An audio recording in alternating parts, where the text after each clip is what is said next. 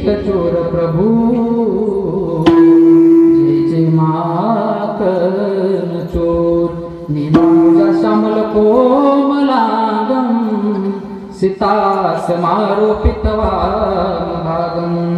पानो महासायक चारुचापम नमामि रामं रघुवंशनाथं। प्रभु के चरणों में पुनि पुनि करूं प्रणाम ऐसी माया तारी दे मेरे प्रियतम श्याम। सेवे लागी सेवक झालो चालो जागरणा अहो स्वामी तुकया देवा यावरी न करावा अवेरो। नमो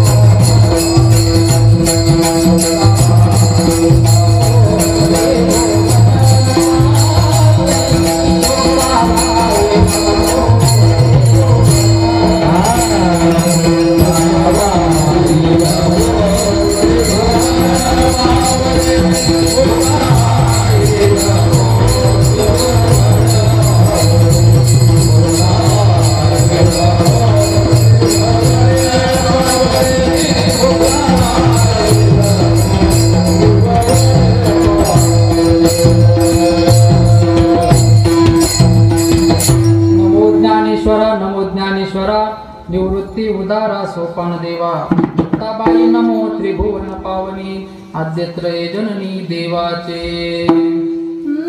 अपरंपार है भक्ति तिहारी तुम पर रीजे अवध बिहारी राम भक्त मोहे शरण में लीजे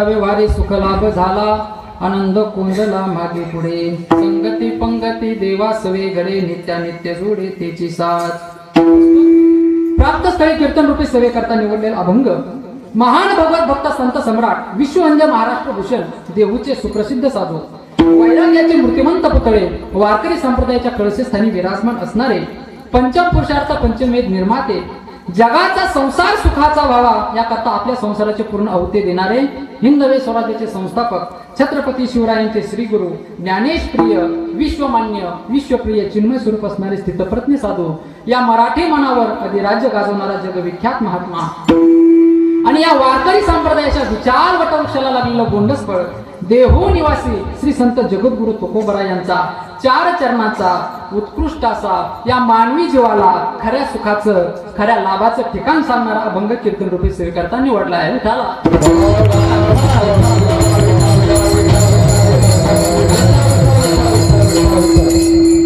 सेवे करता निवडलेला अभंग जगद्गुरु तुकोबरायचा आहे।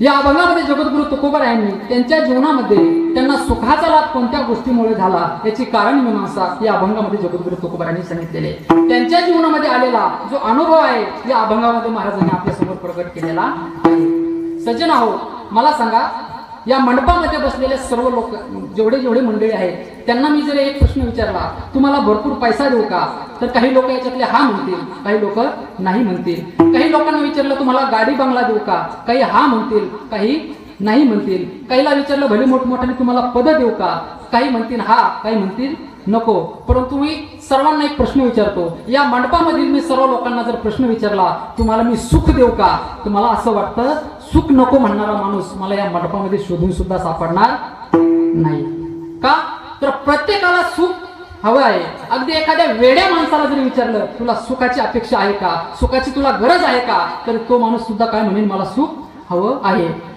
लांब जायचं नाही आपण जर समजा विचार केला एखादा छोटासा मुलगा आहे एखादा बारीक मुलगा आहे त्याला काय कळतं सुख आणि दुःख परंतु महाराज त्याला सुद्धा कळतं सुख कशामध्ये ना आपलं सुख कशामध्ये त्याला सुद्धा सुखाची अपेक्षा असते। आईने जर त्याला विचारलं की बाळा हे घे पैसे आणि दुकानामध्ये जा आणि 1 किलो साखर घेऊन ये तर तो मुलगा आईला प्रश्न विचारतो आई मला तू पैसे किती दिले आई म्हणते तुला 40 रुपये दिले तो मुलगा म्हणतो आई साखर किती रुपये किलो आहे आई म्हणते बाळा 40 रुपये किलो साखर आहे परंतु तो मुलगा काय म्हणतो महाराज आई मला 45 रुपये देत असतील तरच मी दुकानात जायला तयार आहे नाहीतर दुकानात मी जाणार नाही। मला सांगा साखर तर 40 रुपये किलो आहे पण तो मुलगा 45 रुपये कशा करता मागतो तर उरलेले जे 5 रुपये आहे ते 5 रुपये कशा करता तर उरलेले 5 रुपये बिस्किट पुडा खाण्याकरता चॉकलेट खाण्याकरता त्यालाही त्याच्यामध्ये सुखच अपेक्षित आहे त्यालाही कळतं की मला या 5 रुपयापासून काय मिळणार आहे सुख मिळणार आहे। म्हणून मला सांगायचं एवढं आहे की प्रत्येक माणसाला सुख अपेक्षित आहे आणि ते आजच्या अभंगामध्ये महाराज आपल्याला सांगतात। महाराज म्हणतात मज लागी दुःख व्हावे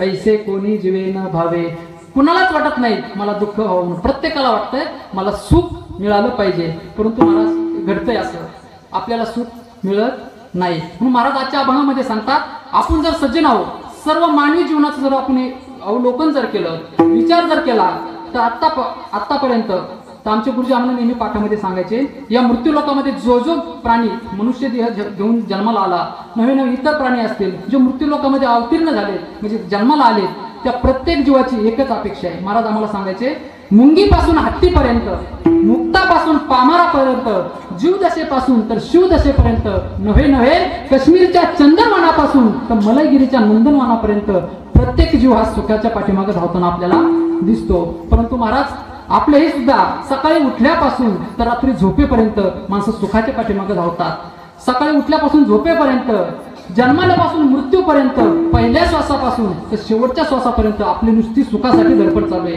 परंतु आपल्याला सुख भेटला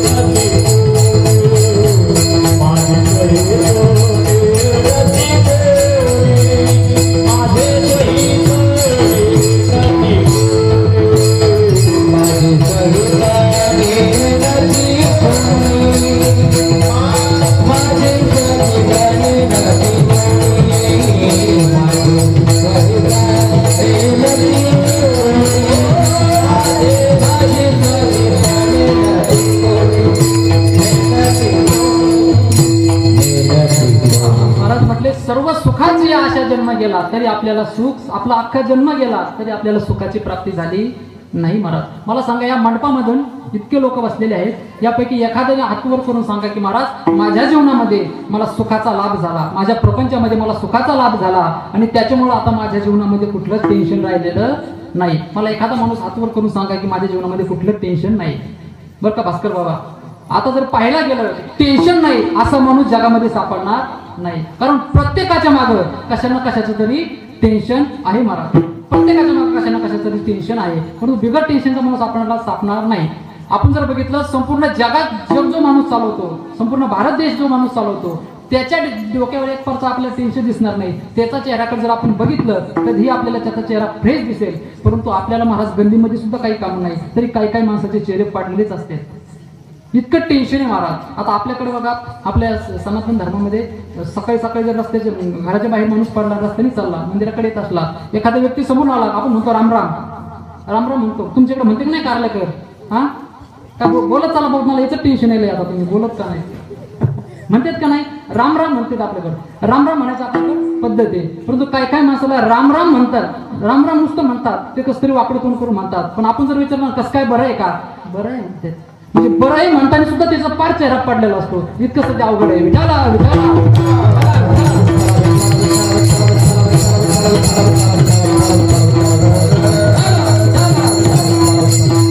म्हणून सध्या सुख पाहायला भेटत नाही, समाधानी माणसं राहिली नाही, फार प्रत्येकाच्या चेहऱ्यावरती टेन्शन दिसतं. परंतु एक सांगू की गाड्या, माझ्या प्रत्येक कीर्तनामध्ये मी सांगत असतो, माणसाने नेहमी समाधानी राहिलं पाहिजे. आणि खऱ्या अर्थानं समाधानी राहणंच हे मानवी जीवनाचं खऱ्या अर्थानं कल्याण, समाधानी राहणंच हे खऱ्या अर्थानं मानवी जीवनाचं सगळ्यात मोठं ध्येय आहे. म्हणून माणसाने नेहमी समाधानी राहिलं पाहिजे. आहे त्या परिस्थितीमध्ये समाधानामध्ये राहायला शिकलं पाहिजे माणसाने. जगद्गुरु तुकोबारांनी संपूर्ण समाजाचं अवलोकन केलं आणि महाराजाची एक गोष्ट ध्यानामध्ये आली की सर्व समाज हा सुखाच्या अपेक्षेमध्ये आहे. म्हणून महाराजांनी त्यांच्या जीवनामध्ये आलेला जो अनुभव आहे आपल्याला सांगितला. मग तुम्ही असाल महाराज जगद्गुरु तुकाराम महाराजांना आपल्याला सांगायची काय गरज होती? तर महाराज म्हटले, महाराजांच्या लक्षात आलं की हे तुम्ही सुद्धा सर्व लोक, मृत्यू लोकांमधील सर्व लोक सुख आभासू लोक आहात. सुखाचा आभास या लोकांच्या ठिकाणी असल्यामुळे महाराजांनी आपल्याला सुख सांगितलं. परंतु महाराज म्हटले तुमचं वर्म चुकलेलं आहे. तुम्ही ज्या गोष्टीमध्ये सुख बघताय ना त्या गोष्टीमध्ये सुखच नाही महाराज. मुळात संसारामध्ये सुखच नाही. महाराज म्हटले संसारात सुख नाही आणि तुम्ही त्या गोष्टीमध्ये सुख पाहता म्हणून तुम्हाला सुख भेटत नाही. म्हणून तुमचं काय झालेलं आहे, वर्म चुकलेले आहे. महाराज म्हटले संसारा माझी असता सुख तरी का त्याची ते संकादिक. संसारात जर सुख असतं तर संकादिकाने याचा त्याग केला असता का बाबा? त्याग केला असता का? नसता केला. महाराज म्हटले 18 भार वनस्पती फळे फुले उलंगती नव्हे त्या पोकरणे नवी गंगावारी जागरे तुलसे राजराणी वसंतरे हे सुख सांडोये कसया योग सरी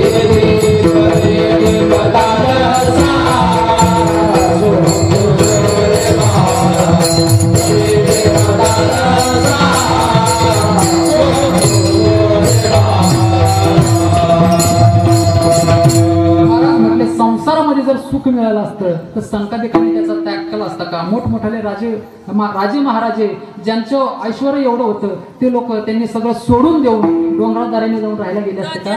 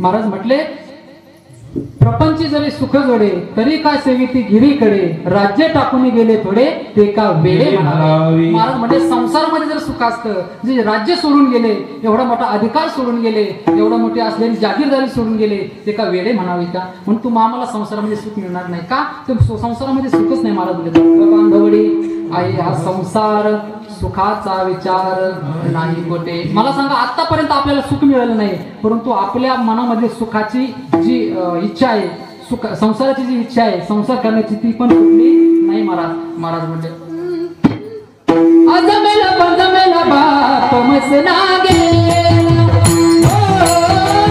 अजमेला बजमेला बाप मसना गेला,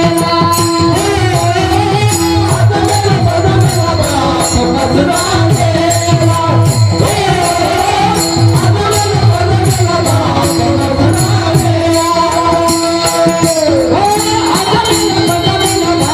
मसना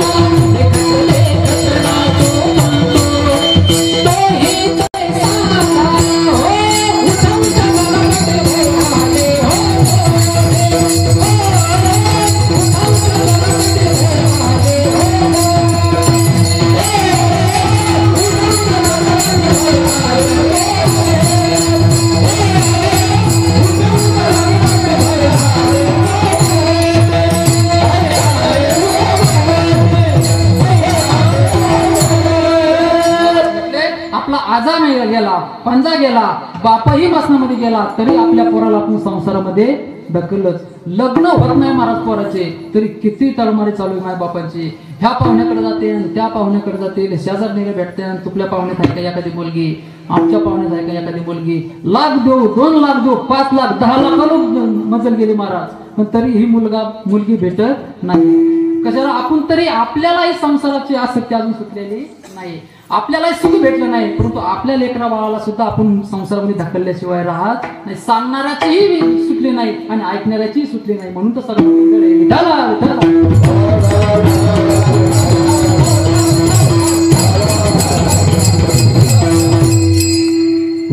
नाथ महाराजांचं एक सुंदर भारुडे बघा. आपलं कसं झालंय, तुम्हाला वाटतं महाराज लोकांचं बरं आहे, आम्हाला वाटतं तुमचं बरं आहे, परंतु खरंच विचार केला तर कोणाचंच बरं नाही. सगळ्याच्या कुठण्याच्या मागं कुणाच्या मागं कशाचं तर कुणाच्या मागं कशाचं काहीतरी टेन्शन आहे, काहीतरी दुःख आहे महाराज. परंतु नाथ महाराज भारुडे, यात सुख नाही त्यात सुख नाही. नाथ महाराज म्हणतात यात सुख नाही त्यात सुख नाही, परंतु आपल्याला असं वाटतं याचं बरं आहे, परंतु कुणाचंच बरं नसतं. प्रत्येक महाराज म्हणले जो देखे सो दुखिया बाबा सुखिया कोई नहीं रे, राजा दुखिया प्रजा दुखिया,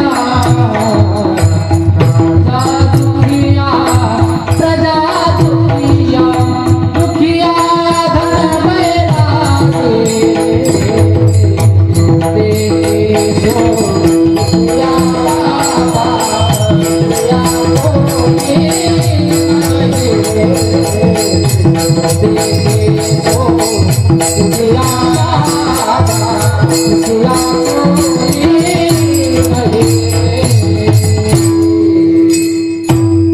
संसारामध्ये कोणीच सुखी नाही महाराज. प्रत्येकाला कशा ना कशाचं तरी दुःख आहे. म्हणून पण तुम्हाला आपल्याला काय वाटतं याचं बरं आहे, त्याचं बरं आपण म्हणतो, त्याला माहित असतं त्याच्यामध्ये किती काय दुःख आहे. काय झालं, आपल्या गावातला एक व्यक्ती कारल्यामधला जालन्याला गेला आणि त्याने 10,000चा बूट आणला.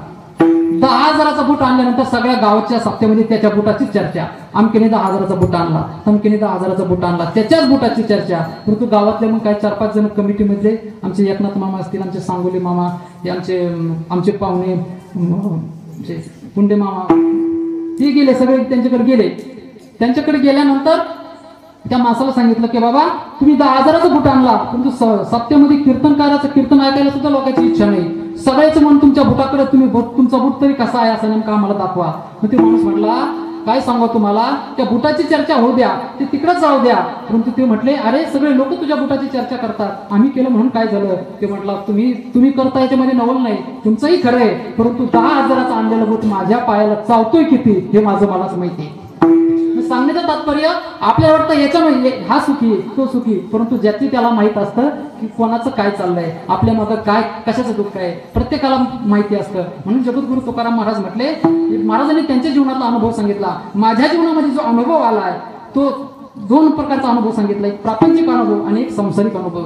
दोन्ही अनुभव महाराजांनी सांगितले आपल्याला. परंतु खऱ्या अर्थाने जगद्गुरु तुकोबारायला या समाजाला जो अनुभव सांगायचा ना, तो संसारातला अनुभव सांगायचा नाही. महाराजांना जो सांगायचा तो परमार्थातला अनुभव आपल्याला सांगायचा आहे. विठाला विठाला.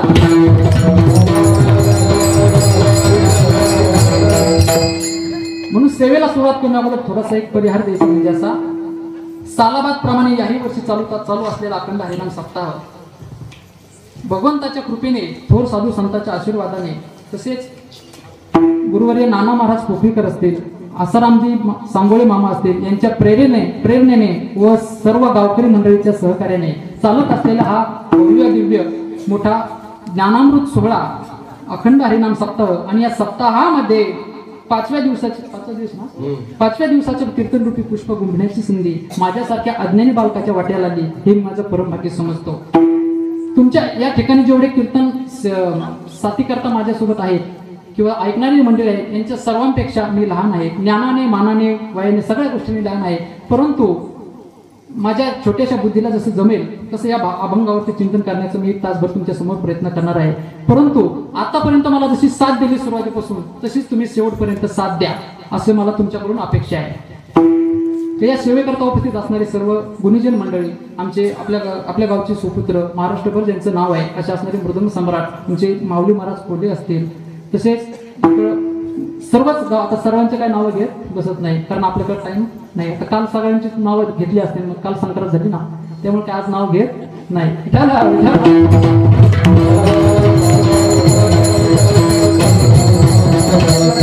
ज्यांच्या मार्फत मला ही सेवा करण्याची संधी मिळते असे असणारे शंकर शामरावजी पुंडे, त्यांचेही मनापासून आभार मानतो आणि त्यांच्याही चरणावरती नतमस्तक होतो. आणि उरलेल्या वेळेमध्ये आपल्या चिंतन करण्याचा मी प्रयत्न करतो. परंतु समोर बसलेल्या लोकांकडून मला एक अपेक्षा आहे बघा. कारण काय झालं भास्कर बाबा, मी माझ्या कीर्तनाचे 2 प्रकार ठेवले, माझे स्वतःच मीच तयार केले 2 प्रकार. म्हणजे समोर बसलेल्या लोकांचे चेहरे जर प्रसन्न दिसले, हसरे दिसले, टवटवीत दिसले, रिस्पेक्टिव्ह दिसले, तर 2 तासाच्या जागेवरती 2.5 तास कीर्तन करायचं, तेवढ्याच पाकिटात बरं का. दुसरा प्रकार असा ठेवलाय, 2 तासाचं कीर्तन करत असताना समोर बसलेल्या लोकांचे चेहरे प्रसन्न नाही दिसले, हसरे नाही दिसले, टवटवीत नाही दिसले, रिस्पेक्टिव्ह नाही दिसले, तर फुलं घ्यावी, गुलाल घ्यावा, श्रद्धांजली व्हावी आणि निघून जावं. आता तुमच्या हातामध्ये माझ्याकडनं कसं कीर्तन करून घ्यायचं ते तुमच्या हातामध्ये. कारण मला आता या सर्वांना सोबत घेऊन जायचं आहे. माझ्यासोबत काही राज्यमंत्री आहेत, काही कॅबिनेट मंत्री आहेत, काही आमदार आहेत, काही खासदार आहेत, काहीचा आतून पाठिंबा आहे, काहीचा मंडपाच्या बाहेरून पाठिंबा आहे. एवढ्या सगळ्यांना मला सांभाळून आता 1 तासभर हे सरकार चालवायचंय. पण मला असं वाटत नाही हे सरकार आमचं ढासळून म्हणून. कारण माझ्या समोर जे मला साथ करण्यासाठी जे मंडळी आहेत ते सर्व भक्कम आहे आणि संप्रदायामध्ये थोर अनुभवी मंडळी आहेत. मला त्यामुळे असं वाटत नाही की माझं सरकार पडेल म्हणून. विठाला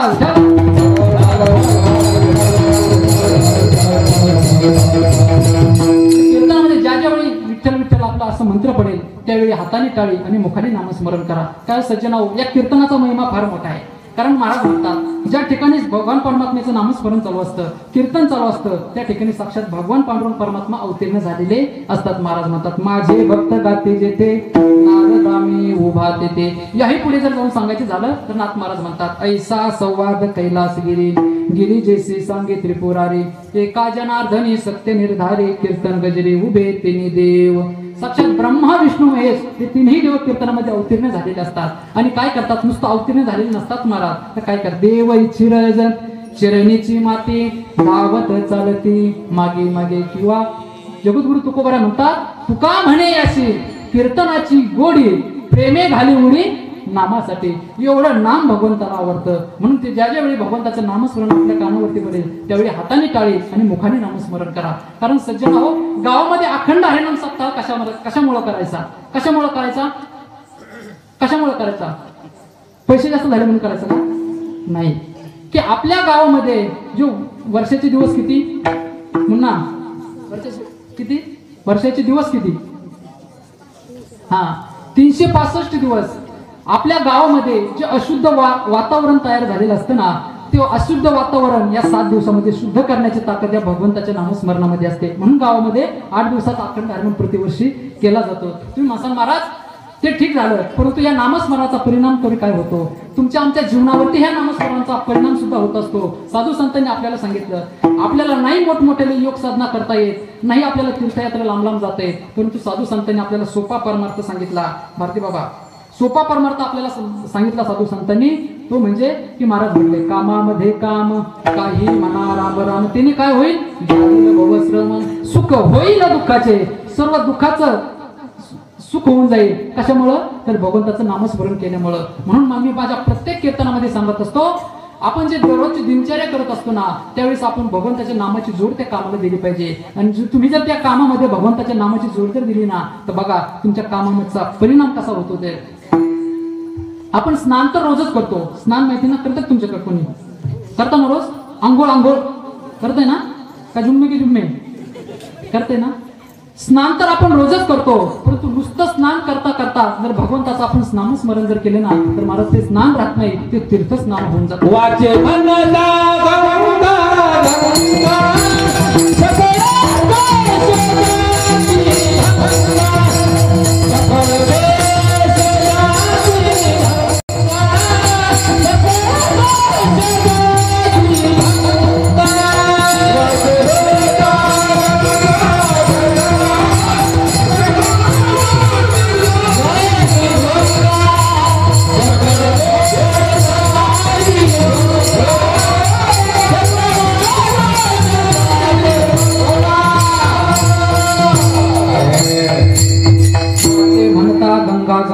सकळ दोष जाती भंगा. मी तुम्हाला काय सांगत होतो, आपण तर स्नान रोजच करतो, परंतु स्नान करता करता जर भगवंताचं नामस्मरण जर केले ना, तर ते स्नान सुद्धा तीर्थ स्नान होऊन जातं. आपण प्रत्येक जण तब्येत कमी करण्याकरता रोज चालतो. त्याला शहरी भाषेमध्ये सांगायचं झालं तर त्याला मॉर्निंग वॉक असे म्हणतात. तब्येत कमी करण्याकरता आपण रोजच चालतो, परंतु ते चालता चालता जर भगवंताचं नामस्मरण केलं ना, तर ते चालणं राहत नाही. ते नाम घेता वाट चाली, नाम घेता वाट चाली, नाम घेता वाट चाली, नाम घेता वाट चाली, यज्ञ पाऊला पाऊले, यज्ञ पाऊला पाऊले, यज्ञ पाऊला पाऊले, यज्ञ पाऊला पाऊले, यज्ञ पाऊला पाऊले.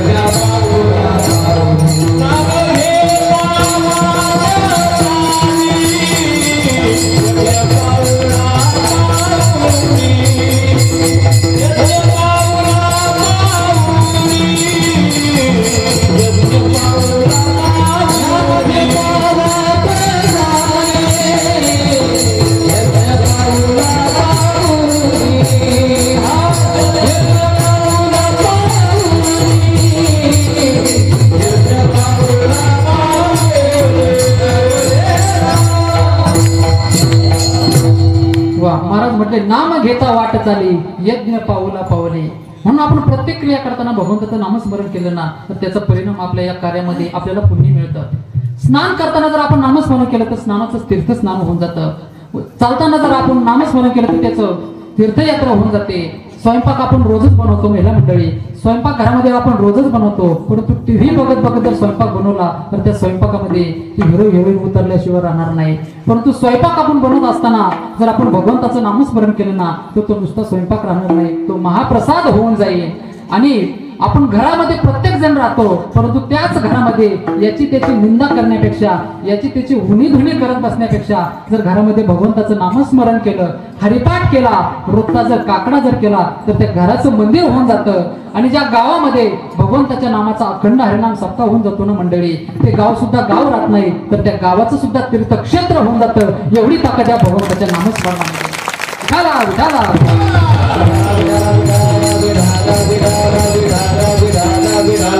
महाराज सगळ्यामध्ये श्रेष्ठ सांगितलं ते भगवंताचं नामस्मरण सांगा. अहो, एखाद्या दगडाला सुद्धा पानं फोडणारं भगवंताचं नामस्मरण आहे. म्हणून महाराज म्हणतात, नाम तुझे रे, नाम तुझे रे, नाम तुझे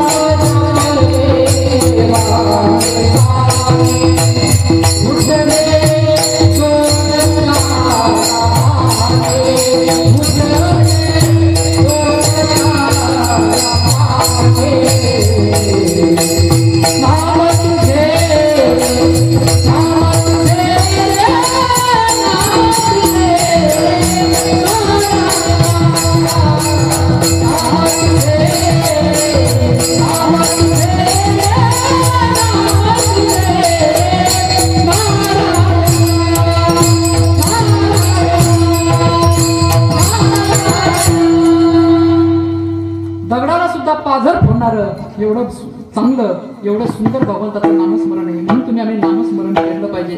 त्यासाठी अखंड हरिनाम सप्ताह करायचा, त्यासाठी सप्ताह करायचा. महाराज कीर्तनाचे काही साधू संतांनी मर्यादा सांगितल्या. महाराज म्हटले सगुण चरित्रे परम पवित्रे सादर वर्णावे सजन वृंदे मनोभावे आधी वनवावे संत संगे अंतरंगे नाव बोलावे कीर्तन रंगे देवा सहित सुखे बोलावे भक्ती ज्ञाना विरहित गोष्टी राम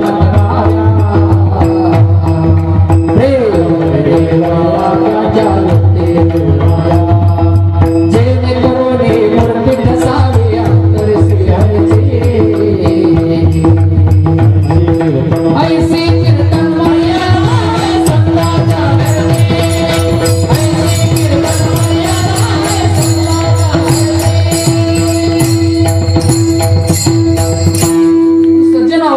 कलियुगामध्ये जर आपण बघितलं भगवान परमात्म्याचं एकमेव साधन साधून संतांनी आपल्याला सांगितलं कलियुगा माझे करावे कीर्तन तेने नारायण दिल भेटे. कारण समाज प्रबोधन करण्याचं काम हे कीर्तनच करतं. कारण समाजाला एका जागेवर आणण्याचं काम म्हणजे हे कीर्तनच करतं. भगवंताची प्राप्ती करून देण्याचे साधन म्हणजे कलियुगामध्ये हरी कीर्तनच आहे. मला सांगा या कीर्तनाचा महिमा फार मोठा आहे महाराज. दिव्याला दिवा जोडत गेलं की दिव्याची सुंदर दीपमाळ तयार होते.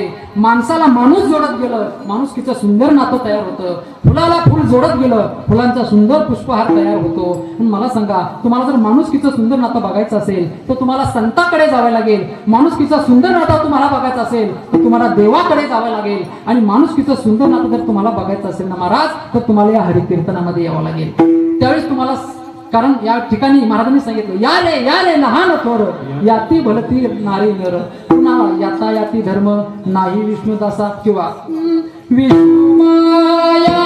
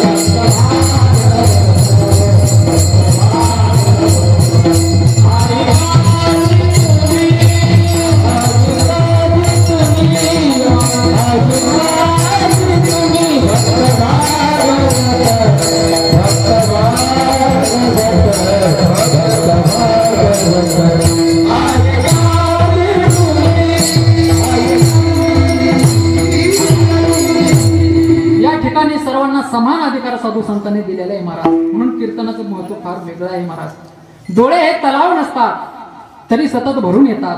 ओठ हे कापड नसतात तरी सतत शिवले जातात. दुश्मनी ही बी नसते तरी पुन्हा पुन्हा उगवत असते. निसर्ग हा बायको नसतो तरी सतत रुसत असतो. माणूस हा वातावरण नाही तरी क्षणाक्षणाला बदलत असतो. बदलणाऱ्या माणसाला माणसामध्ये घेऊन येण्याचं एकमेव साधन म्हणजे हरिकीर्तन आहे.